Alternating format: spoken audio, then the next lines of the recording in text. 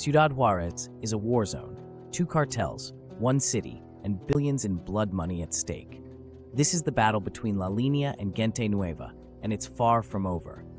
You're watching Dominion Risk Intelligence. I'm your host, Zach, a former military intelligence analyst.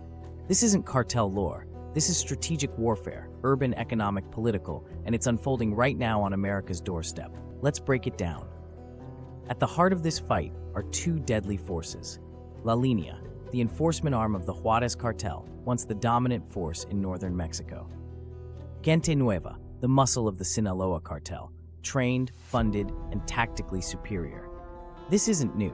This war dates back to the late 2000s, when El Chapo's Sinaloa Cartel declared war on the Juárez faction to control Ciudad Juárez and its lucrative border crossings.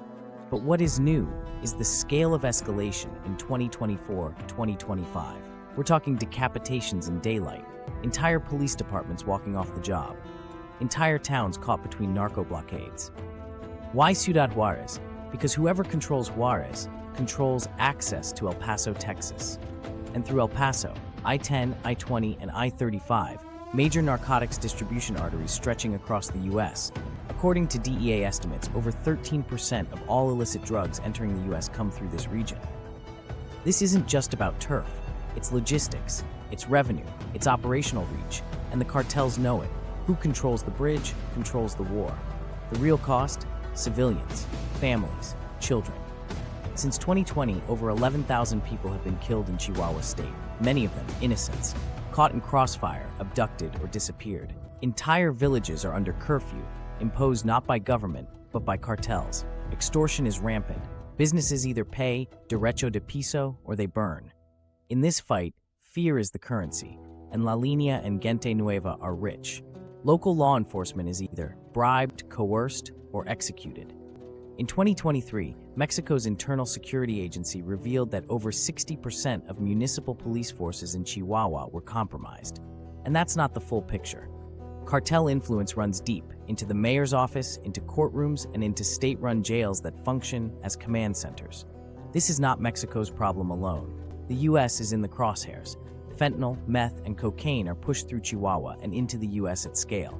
The Sinaloa Cartel alone moves product worth over $3 billion per year into American cities. American agencies from DHS, DEA, FBI, and local law enforcement are actively collaborating with Mexican counterparts. But without territorial stability, every operation is a temporary win in a long war. The battle for Chihuahua is a case study in asymmetric warfare. Cartels aren't just criminal syndicates, they're hybrid threats. Armed, funded, organized, politically embedded. This isn't a war we can afford to ignore, because what happens in Juárez doesn't stay in Juárez. If you're in law enforcement, security, or just someone who gives a damn,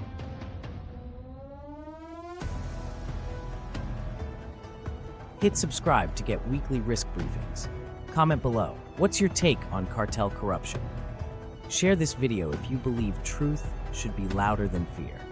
If the U.S. fought a 20-year war in Afghanistan for less strategic ground, what are we really doing about the war just across our southern border?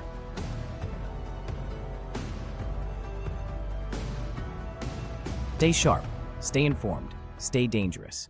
This is Dominion Risk Intelligence.